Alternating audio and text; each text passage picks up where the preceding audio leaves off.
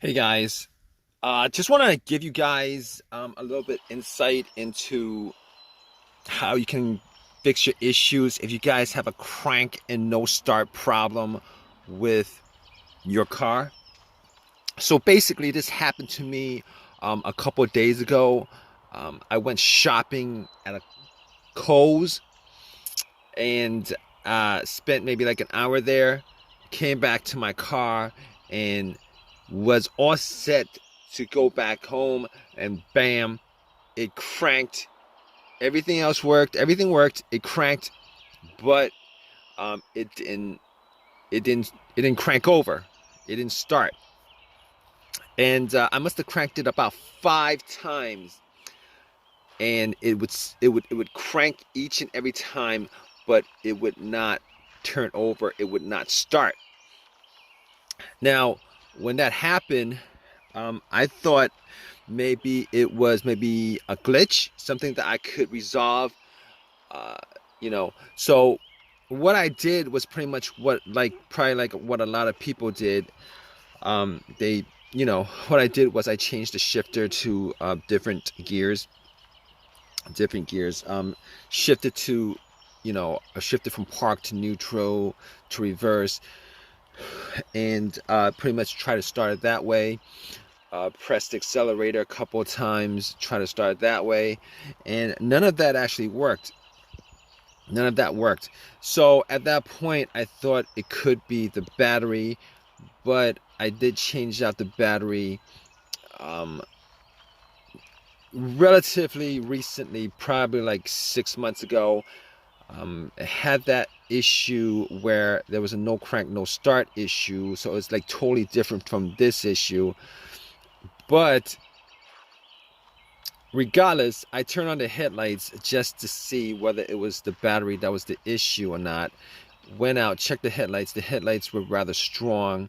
And at that point, I was thinking it probably wasn't the battery, because I was crossing my finger like you guys are probably at this point for like a quick fix. So basically, after that, I opened the hood up and looked at the battery compartment, battery area. Now, here's the thing about it. All right, I the car was cranking pretty strong. All right, I was thinking that may have been a battery, still in the warranty. I could just change it out, pop another one in, problem solved. But I, you know, I the car was cranking very, very strong. The headlights were very, very bright. Did not think it was the battery at that point, but I was looking at terminals. They looked like they were pretty corroded. And basically, I did not clean the terminals when I swapped out the battery 6 months ago. Probably like I should have done. So basically, I had a couple cans of Coke. I poured 2 cans of Coke on the terminal cables, the connectors. All right, wiggled them a bit. Now the connectors were were tight, but they're not so tight that I couldn't move it. And I pretty much wiggled them out. Took some paper towel, cleaned them up, popped them back in. It wasn't 100% clean, but it was clean enough that if that was the issue, I would have been able to, without a problem, the connection would have been able to crank it over if that was the issue. But I didn't, I was pretty sure that that wasn't the cause of it. But regardless, I did all that anyway. Went back to my car, tried to crank it, and it still cranked strong, did not turn over. Had the same scenario, did not turn over. Sucks. It sucked at that point. I was like, okay. So I went back out, and I had a battery booster. Now you're thinking, like, all of that, why is he thinking it's still the battery? It's possible, on a rare chance, that the battery could be the cause of this for whatever reason. All right, that's like the first thing I went to. Had the booster out, popped the booster in. It had about 75% charge. Obviously, if that didn't work, I knew that I could just eliminate the battery 100%. But at that point, I was the battery could have been eliminated like 99%. I would have eliminated the battery, but was hoping for an easy fix like you guys are in this situation. Popped the cables on and cranked it. Cranked up as strong as it did before. So, but it didn't turn over. So at that point, I knew 100% that it was not the battery. All right. On top of that, I actually checked the negative cable. I checked the negative cable, and if you guys know what the negative cable is, the negative cable is the ground cable, uh, and normally it connects to the frame of the car. I checked that to make sure that it wasn't broken, that it wasn't frayed, that there wasn't an issue of corrosion and anything like that, because a weak ground can cause your car not to crank over. But normally in those kind of situations, it's because the connection is weak, and you would still have a weak crank. Your conductivity would be very weak, and you know, test like the headlight would show you that you would get a dim light instead of a strong light. In this situation, I was getting everything was working fine as it should. The cranks were strong. The headlights were very bright. So at that point, I knew that it was not the things that I could eliminate at that point were I could eliminate 100% the battery. I could eliminate 100% the ground cable.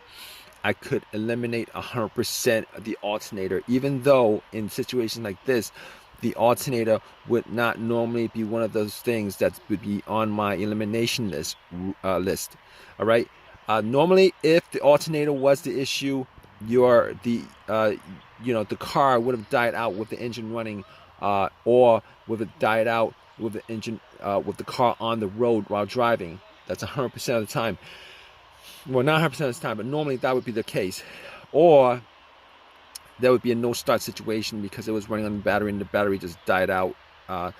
But the test for the alternator was if you put like an outside power source like a booster or cables on to the car, and if the alternator was the issue, you'd be able to turn it over, and then when you take the cables off, the alternator would die out. So I could eliminate the alternator 100%.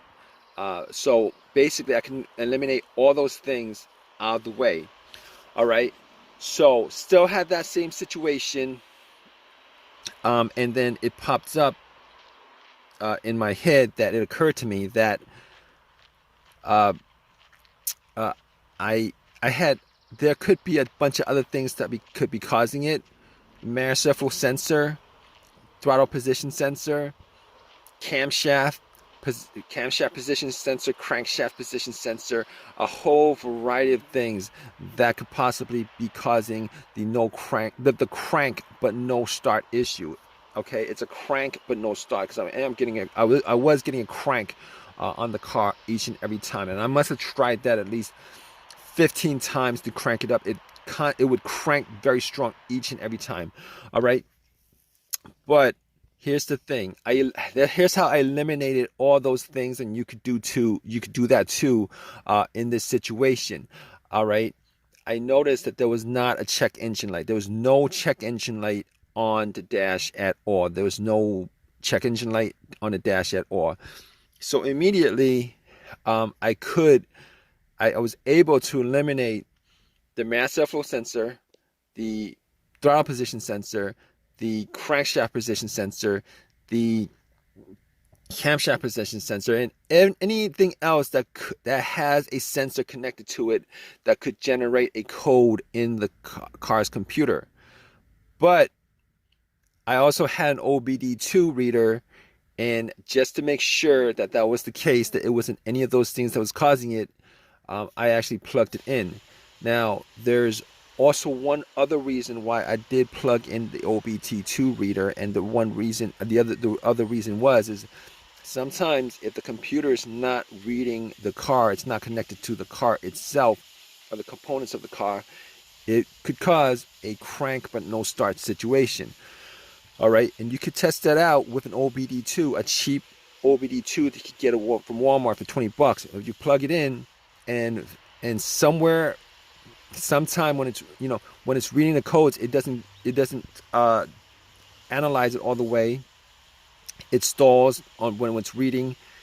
On the OBD2, if it doesn't read, if it doesn't analyze, give you a breakdown of codes, monitors read, etc., etc. Normally in these situations, it means that there's a disconnect between the car and the and the computer itself, the ECU, ECM, PCM, all those things are the car's computer. Now I plugged it in, it scanned it all the way through 100%, gave me a whole readout of everything. Obviously, as I thought, there were no codes, all the monitors were good, everything was, it gave me a readout. So once it gave me a readout, I was sure that there was no, I was like 99% sure that it wasn't any of those things that had a sensor connected to it. Now, here's the thing about it. I did take the cables off the battery, and that would actually, you want to do that before you take the cables off the battery. But because I had no check engine light, I was 100% sure that it wasn't any of those things. 100%. Okay? So basically, I was left with a couple of things that could be causing the crank but no start situation. All right. As far as easier things that I could just resolve on the spot, if there was an AutoZone close by, fuses, relays, possibly the ignition switch, possibly the fuel pump. So I had all those things to consider, 4 of those things considered. So I pretty much limited troubleshooting this whole entire thing to four things. Okay. So I popped up the fuse. I was looking at all the fuses just to see whether there were any kind of signs of a burnt fuse, brownish on the top or something like that. Any kind of smell of a burnt plastic or something like that. I could. Everything looked fine as far as the fuse was concerned. I did not have a fuse tester on me. I could not test out every one of the fuses, but all the fuses looked fine. All right. Which pretty much brought me to the fuel pump and the relays. All right, here's the thing with the fuel pump. Now, before I even did the test, I was sitting in my car thinking that it may have been the fuel pump or the fuel pump not operating. So I did this test, and you guys could do it too, but normally it takes 2 people, all right, one to listen to the car where the gas cap is. You would take the gas cap off, and you would try to listen to a priming sound.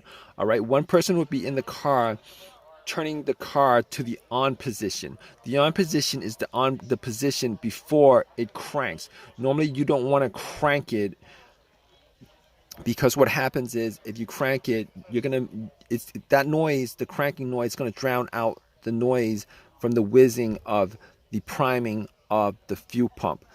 All right, and the priming of the fuel pump is pretty much the motor in the fuel pump working.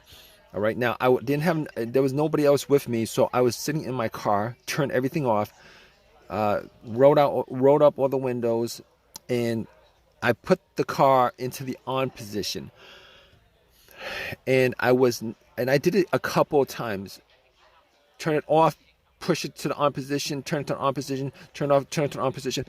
Was not able to hear, to make out a sound inside the car. All right, whether the pump was priming or not, it was not able to hear a whizzing sound, a motorized sound, either way. So after that, I looked at the fuses and looked at the relays. Especially for the fuel pump, and I thought it could have been the fuel filter, but normally with the fuel filter, you could at least get the car to start, to turn over, and then it would die out because it was if the fuel filter was blocked or something like that. Okay, so I did not think in that situation it was the fuel filter, because I cranked it at least 15 times. It never actually turned over at least once. So basically I found the relay to the fuel pump, and I was able to swap out for a similar relay. All right, and once I swapped it out, was able to turn it, got into my car, and then cranked it, and guess what, guys? Boom! It turned on, turned over, car was running, turned off, did it again, it was running. So at that point, I knew for 100% that it was the fuel pump. All right, I forget what component of the car I swapped it out with, as far as the malfunctioning fuel pump was concerned. But I was thinking about driving the car to an AutoZone, but there was an AutoZone pretty close by. Went to the AutoZone, got the fuse pump relay, got another relay for it, swapped it, put everything back together, and all set. Everything was good, simple fix, and haven't had an issue since. That was a couple of days ago. Turn on, turn off, turn on. Everything works the way it's supposed to. So it was the fuel pump relay that was the problem. All right. So if you guys are in this situation, hopefully your fix was as simple as the fix that I had on the car. And if it's not, hope that it's something a little bit more, not something that's like the fuel pump itself. But in any case, if you guys troubleshoot, go through the steps that I kind of went through as far as troubleshooting this whole entire issue, you guys, 90% of the time, you guys probably will get an answer for the issue with your car. All right. Regardless, please leave a comment in the comment section. If you guys want, please give me a thumbs up. Please subscribe. All right, guys. Take care.